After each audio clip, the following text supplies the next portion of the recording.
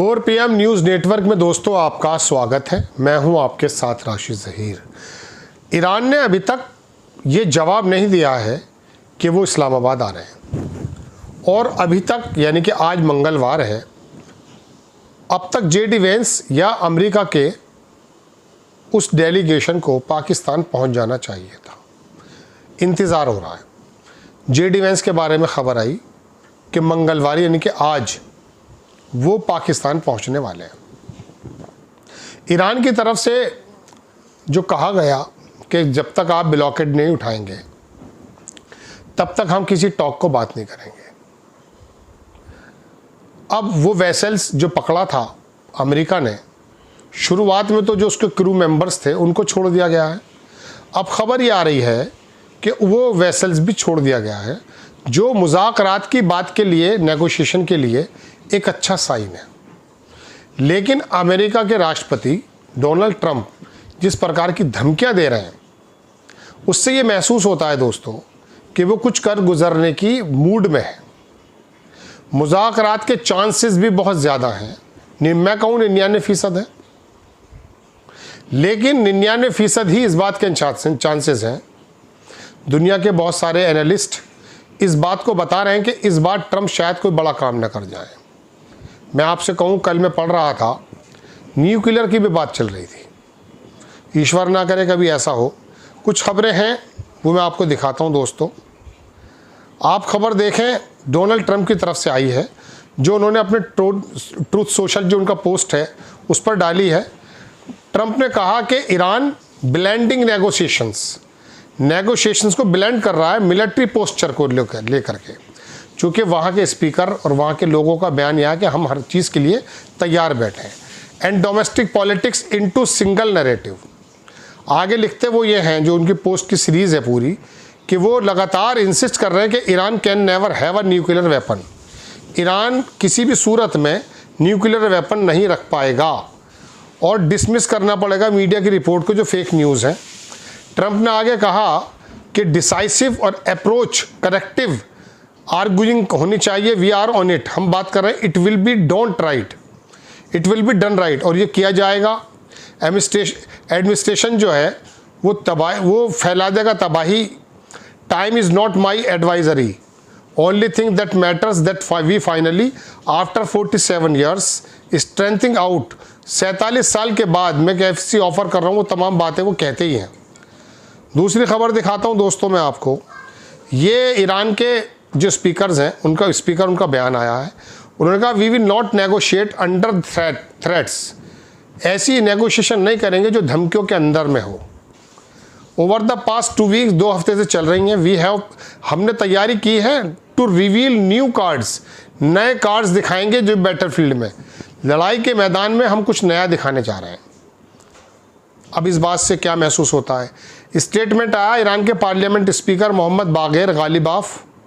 इन्होंने कहा कि अमेरिका के प्रेसिडेंट ट्रंप से कहा कि अटेम्प्टिंग यूज़ प्रेशर टैक्टिस, ये जो आप एक टैक्टिस है आपकी, जो प्रेशर यूज़ कर रहे हैं आप, ये गलत है।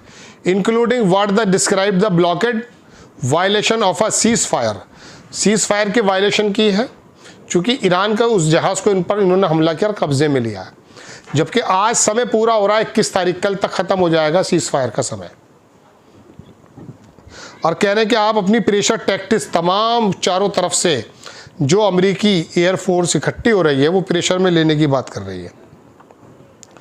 उन्होंने कहा turn negotiation into an instrument of the surrender, और ये आप सरेंडर करने की बात सोचते हैं, ये ऐसा होगा नहीं। उन्होंने आगे कहा कि Iran would not engage in talks under threat.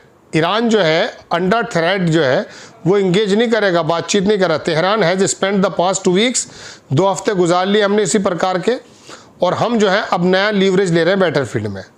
ये उन्होंने बात की है दोस्तों। एक खबर और देखें, तस्नीम न्यूज एजेंसी जो है ईरान की है, उसने कहा ईरान का जो कार्गो वेसल है शोजा 2, वो ट्रांजिट निकल गया स्टेट ऑफ हॉर्मस से despite US impose blockade. America का ब्लॉकेड है लेकिन उसके बावजूद भी वो निकल गया है वहाँ से। ये अच्छी खबर है। उम्मीद ये की जा रही दोस्तों कि ब्लॉकेड के बारे में ट्रंप शायद वापस जाना है। कल रात खबर भी आई थी, लेकिन चूंकि मेरे पास बहुत मजबूत संस्थान से कोई मजबूत खबर नहीं है अभी तक, लेकिन पत्रकार कह रहे हैं कि ट्रंप ने वापस ब्लॉकेड लेने का फैसला लगभग कर लिया है और जैसे वो होगा फ़ौरन ही वो वहाँ पर बातचीत के लिए आ जाएंगे।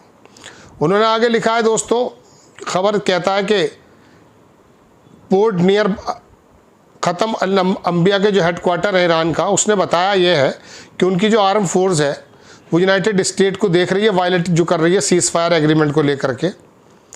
चलिए खैर एक ख़बर और दिखाता हूँ आपको।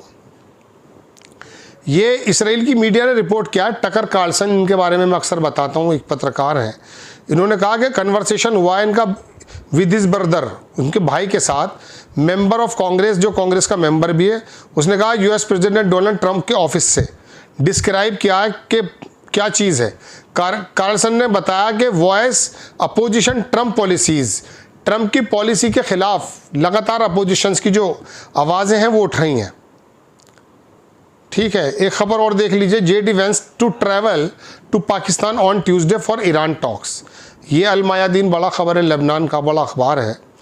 वाइस प्रेसिडेंट जेडी वेंस बता ये रहे हैं कि उन एक्सपेक्ट करते हैं कि लीव वो आज उड़ जाएंगे इस्लामाबाद के लिए, लेकिन अभी ईरान की तरफ से कोई भी ऐसा जवाब नहीं आया जो एग्रीमेंट पर बात की जाए।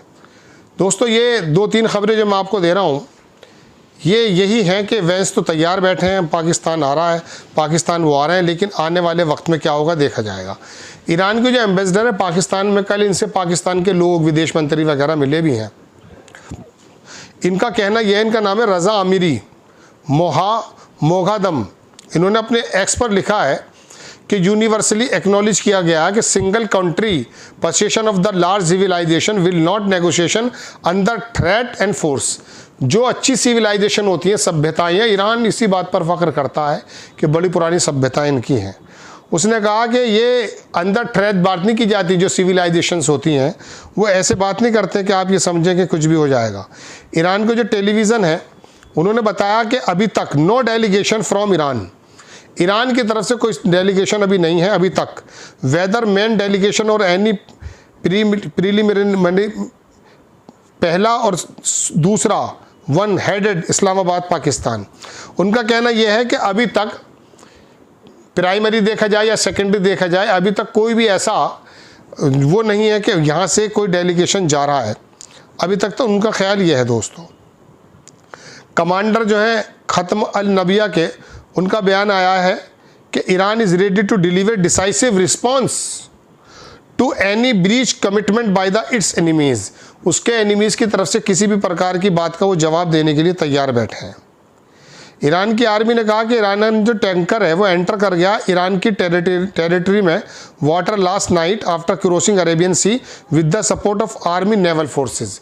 अपनी फोर्सेस के मुताबिक वो काम कर गया, यानी कि बात यह है कि अमेरिका का ब्लॉकेट थोड़ा ढीला पड़ गया। अब देखिए, अभी फ़िलहाल ताज़ी खबरें मुँह से निकालना ज़रूरी नहीं है। जेडी वेंस वहाँ पहुँच रहे हैं, ट्रंप जैसे ही ब्लॉकेट वापस लेने की बात करेंगे, उम्मीद है कि ईरान का डेलीगेशन भी वहाँ पहुँच जाएगा। आज और कल डेडलाइन ख़त्म होने वाली है। जय हिंद।